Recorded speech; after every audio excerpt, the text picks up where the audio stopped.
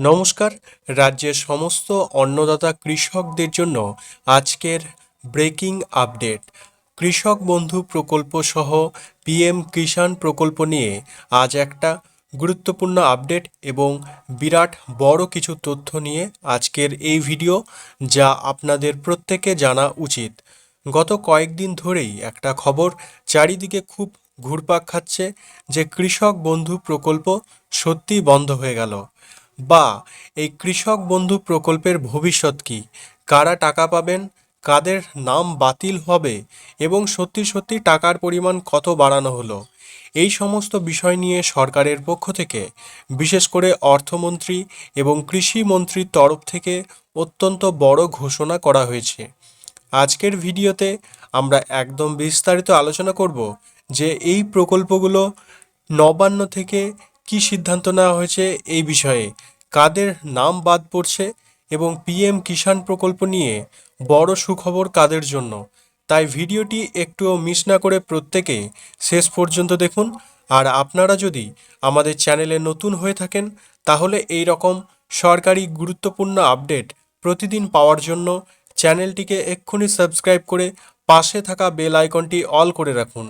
আর ভিডিওটি ভালো লাগলে অবশ্যই একটি লাইক দিয়ে বাকিদের সাথে শেয়ার করে দেবেন। সম্প্রতি রাজ্য সরকারের তরফ থেকে নতুন বাজেট পেশ করা হয়েছে, আর এই বাজেট পেশ করার সময় অর্থমন্ত্রী স্বপন দাশগুপ্ত মহাশয় স্পষ্ট জানিয়ে দিয়েছেন যে রাজ্যে বর্তমানে যে সমস্ত সামাজিক সুরক্ষা প্রকল্প চালু রয়েছে সেগুলি কিন্তু পুরোপুরি বন্ধ করা হচ্ছে না, কারণ সরকার মানব সম্পদ উন্নয়ন এবং গরিব মানুষের সহায়তায় গভীরভাবে অঙ্গীকারবদ্ধ। কিন্তু এখানে একটা মস্ত বড় পরিবর্তন আসতে চলেছে। সরকার জানিয়েছে প্রকল্পগুলো বন্ধ না হলেও আগামী দিনে উপভোক্তা বা বেনিফিশিয়ারি নির্বাচনে অত্যন্ত কড়া পদক্ষেপ নেওয়া হবে। সোজা কথায় বলতে গেলে স্ক্রুটিনি বা যাচাই বাছাইয়ের প্রক্রিয়া অনেক গুণ বাড়িয়ে দেওয়া হয়েছে। নবান্ন সূত্রে খবর পাওয়া যাচ্ছে যে বর্তমানে যারা এই সমস্ত প্রকল্পের সুবিধা পাচ্ছেন তাদের অনেকেরই নাম কিন্তু আগামী দিনে নতুন তালিকা থেকে বাদ পড়তে পারে। কেন বাদ পড়বে? কারণ বছরের পর বছর ধরে উপভোক্তার সংখ্যা হু হু করে বাড়লেও তাদের সঠিক যোগ্যতা কিন্তু মাঝখানে ঠিকমতো যাচাই করা হয়নি। আর এর ফলেই তৈরি হয়েছে বিরাট সমস্যা, এবং অযোগ্যরা এই টাকা পেয়ে যাচ্ছেন যাদের কোনো প্রয়োজন নেই। এবার আসা যাক যে কেন এই কড়া পদক্ষেপ নেওয়া হচ্ছে। নবান্নের কাছে বিভিন্ন দপ্তরের তরফ থেকে একটা চাঞ্চল্যকর রিপোর্ট জমা পড়েছে। রিপোর্টে দেখা গেছে যে রাজনৈতিক নেতা বা স্থানীয় জনপ্রতিনিধিদের প্রভাব খাটিয়ে বহু অযোগ্য ব্যক্তি, যারা আসলে এই সুবিধা পাওয়ার যোগ্য নন, তারাও কিন্তু বিভিন্ন সামাজিক প্রকল্পের তালিকায় নিজেদের নাম তুলে ফেলেছেন। শুধু তাই নয়, একই পরিবারে একাধিক ব্যক্তি বেআইনিভাবে বার্ধক্য ভাতা বা বিধবা ভাতার টাকা নিচ্ছেন। এমন অনিয়মও ভুরি ভুরি সামনে এই অভিযোগ এসেছে, যা আপনারা প্রত্যেকে জানেন, কারণ মুখ্যমন্ত্রী শুভেন্দু অধিকারী মহাশয় এই বিষয়ে বারবার সাংবাদিক বৈঠক করে ঘোষণা করেছেন যে পুরুষরাও বিধবা বা এই ধরনের লক্ষ্মী ভাণ্ডারের সুবিধা নিয়েছেন। অর্থাৎ এখান থেকে একটা জিনিস ক্লিয়ার যে আগের সরকার দুর্নীতি করে বা সঠিকভাবে ভেরিফাই না করে অযথা মানুষকে টাকা দিয়েছে। এর ফলে সরকারের অর্থ ভাণ্ডার এই সব ক্ষেত্রে কিন্তু অনেক সমস্যা হয়েছে এবং যোগ্য মানুষরা কিন্তু এই প্রকল্পের সুবিধা থেকে বঞ্চিত হয়েছেন। তাই কিছু কিছু মানুষের এই প্রকল্পের টাকা সাময়িকভাবে স্থগিত বা তাদের অ্যাকাউন্টে দেওয়া বন্ধ করে দিয়েছে রাজ্য সরকার।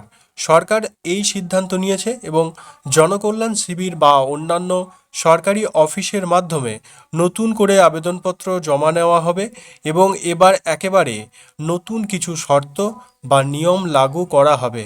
এমনকি আধিকারিকরা সরাসরি আবেদনকারীদের বাড়ি বাড়ি গিয়ে ফিজিক্যাল ভেরিফিকেশন বা যোগ্যতা যাচাই করবেন, তারপরই টাকা রিলিজ করা হবে। আপনারা কমেন্ট করে জানাতে পারবেন যে আপনাদের এলাকায় এই ধরনের কোনো ভেরিফিকেশন শুরু হয়েছে কি না। এবার আসি আমাদের কৃষক ভাইদের সবচেয়ে বড় প্রশ্নের উত্তরে। কৃষক বন্ধু প্রকল্পের কি হবে? আপনারা জানেন কৃষি দপ্তর আগে 2 দফায় কৃষকদের টাকা দিত এবং যাদের 1 একর বা তার বেশি জমি ছিল তারা বছরে 10,000 টাকা পেতেন, আর যাদের 1 একরের কম জমি বা যারা ভাগচাষী ছিলেন তারা বার্ষিক 4,000 টাকা করে পেতেন। কিন্তু এই কৃষক বন্ধু প্রকল্পেও ব্যাপক জালিয়াতি এবং অনিয়মের অভিযোগ উঠেছে। দেখা গেছে একই জমিতে একাধিক ব্যক্তির নাম নথিভুক্ত রয়েছে, অথবা একই পরিবারে 4 থেকে 5 জন সদস্য একই প্রকল্পের সুবিধা নিচ্ছেন।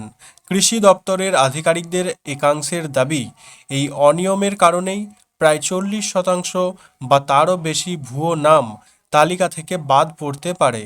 কৃষিমন্ত্রী দুধকুমার মণ্ডল নিজেই জানিয়েছেন যে কঠোরভাবে যাচাই বাছাইয়ের কাজ শুরু হয়ে গেছে। তবে একটা বিষয় মাথায় রাখুন, সরকার কিন্তু কৃষকদের একেবারে খালি হাতে ফেরাচ্ছে না। বাজেটে ঘোষণা করা হয়েছে যে পিএম কিষাণ প্রকল্পের মাধ্যমে কৃষকদের যে বাৎসরিক 6,000 টাকা দেওয়া হতো সেটা এখন বাড়িয়ে করা হচ্ছে 9,000 টাকা। অর্থাৎ আগে যেখানে 3টি কিস্তিতে 2,000 টাকা করে পাওয়া যেত, এখন থেকে প্রতি কিস্তিতে 3,000 টাকা করে মোট 9,000 টাকা আপনারা প্রত্যেকেই নিজেদের ব্যাংক অ্যাকাউন্টে সরাসরি সেই সুবিধা পেয়ে যাবেন। পাশাপাশি কৃষক বন্ধু প্রকল্পের জায়গায় বাৎসরিক 3,000 টাকার একটি সহায়তা বাজেটও কিন্তু এই কথা বলা হয়েছে। তবে মনে রাখবেন, যারা শুধুমাত্র কৃষক বন্ধু প্রকল্পের সুবিধা পেতেন কিন্তু পিএম কিষাণে ছিলেন না, তাদের কিন্তু এখন অতি অবশ্যই পিএম কিষাণ প্রকল্পের জন্য নতুন করে ফর্ম ফিল আপ করতে হবে। আর যারা আগে থেকেই পিএম কিষাণ প্রকল্পের টাকা পাচ্ছিলেন তাদের নতুন করে কিছু করার প্রয়োজন নেই। এখানে আরও একটি গুরুত্বপূর্ণ শর্ত রয়েছে। পিএম কিষাণ প্রকল্পে নতুন আবেদন করতে হলে আপনার জমির রেকর্ড বা পর্চা অবশ্যই 2019 সালের 1 ফেব্রুয়ারির আগের হতে হবে। বর্তমানে এর অনলাইন আবেদন প্রক্রিয়া চলছে। আপনারা চাইলে প্রয়োজনীয় নথি যেমন আধার কার্ড, ব্যাংক অ্যাকাউন্ট, জমির পর্চা দিয়ে আবেদন করতে পারবেন। সবশেষে একটাই কথা বলবো, সাধারণ কৃষকদের মনে এখন আশঙ্কা তৈরি হয়েছে যে কৃষক বন্ধু প্রকল্প পুরোপুরি বন্ধ হয়ে যাচ্ছে কি না। তবে রাজ্য সরকারের তরফ থেকে এখনো পর্যন্ত সম্পূর্ণ বন্ধের কোনো অফিসিয়াল নোটিশ আপনাদের জন্য জারি করা হয়নি। রাজ্যের কৃষকদেরও একটাই দাবি যে ভেরিফিকেশন বা যাচাই অবশ্যই হোক, ভুয়ো উপভোক্তারা বাদ পড়ুক, কিন্তু প্রকৃত গরিব কৃষকরা যেন তাদের প্রাপ্য আর্থিক সহায়তা এটি থেকে যেন বঞ্চিত না হন। তারা যেন যথাযথভাবে সরকারি সুযোগ সুবিধাগুলো সঠিক সময়ে তাদের ব্যাংক অ্যাকাউন্টে পেয়ে যান। তো এই ছিল আজকের সম্পূর্ণ কৃষক এবং অন্নদাতা বন্ধুদের জন্য একটা গুরুত্বপূর্ণ আপডেট। এই নতুন নিয়ম বা যাচাই বাছাই প্রক্রিয়া নিয়ে আপনাদের কি মতামত অবশ্যই নিচে কমেন্ট বক্সে কমেন্ট করে জানাবেন। ভিডিওটি উপকারে আসলে একটি লাইক করবেন এবং আপনার চেনা জানা পরিচিত সবার সাথে ভিডিওটি প্রচুর পরিমাণে শেয়ার করে দেবেন। দেখা হচ্ছে পরবর্তী কোনো গুরুত্বপূর্ণ আপডেটের সাথে। ততক্ষণ সবাই ভালো থাকবেন, সুস্থ থাকবেন। ধন্যবাদ।